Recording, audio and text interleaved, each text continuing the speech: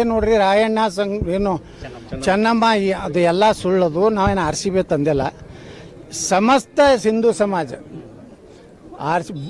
ಬಾಬಾ ಸಾಹೇಬ್ ಅಂಬೇಡ್ಕರ್ ಹಿಡಿದು ಸಂಗೊಳ್ಳಿ ರಾಯಣ್ಣ ಹಿಡಿದು ಎಲ್ಲ ಜನಾಂಗದವರು, ಇವತ್ತು ಬಾಬು ಜಗಜೀವನರಾಮ್ ಹಿಡಿದು ಎಲ್ಲ ಜನಾಂಗದ ಅಭಿವೃದ್ಧಿ ಕುಂಠಿತ ಆಗಿದೆ ರಾಜ್ಯದಲ್ಲಿ. 14,000 ಕೋಟಿ ರೂಪಾಯಿ SCP TSP ಹಣ ಗ್ಯಾರಂಟಿಗೆ ಉಪಯೋಗ ಮಾಡ್ಯಾರ.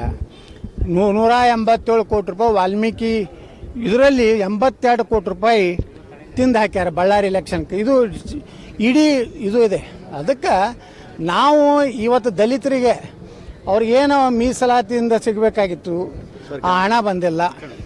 ಅಲ್ಲಿದಿಂದ ವಾಲ್ಮೀಕಿಯಲ್ಲಿ ಪಾಪ ನಾ ಹೇಳಿದಲ್ಲ ವಿಧಾನಸಭೆ ಒಳಗೆ ಸುಮಾರು 11,000 ಕುಟುಂಬಕ್ಕೆ 1 ಲಕ್ಷ ರೂಪಾಯಿ ಕೊಟ್ರೆ ಆ ಕುಟುಂಬ ಕಾಯಿಪಲ್ಯ ಮಾರ್ಯಾರೆ, ಒಂದು ಆಟೋ ರಿಕ್ಷಾ ತೊಗೊಂಡಾರೆ, ಒಂದು ಸ್ವಂತ ಜೀವನ ಮಾಡ್ಲಿಕ್ಕೆ ಆಗ್ತದೆ.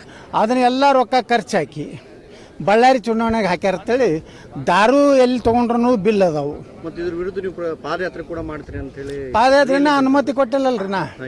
ಅನುಮತಿ ನಾ ಕೇಳಕತ್ತೀವಿ, ಇನ್ನೂ ನಾವು ಕೇಳಕತ್ತೀವಿ. ಅದನ್ನ ಇನ್ನೂ ವ್ಯಾಪ್ತಿ ಹೆಚ್ಚು ಮಾಡ್ಬೇಕತ್ತಿದೆ. ನಾವು ಬಸವ ಕಲ್ಯಾಣದಿಂದ ಬೆಂಗಳೂರು ತನಕ ಮಾಡ್ಬೇಕತ್ತಿದೆ.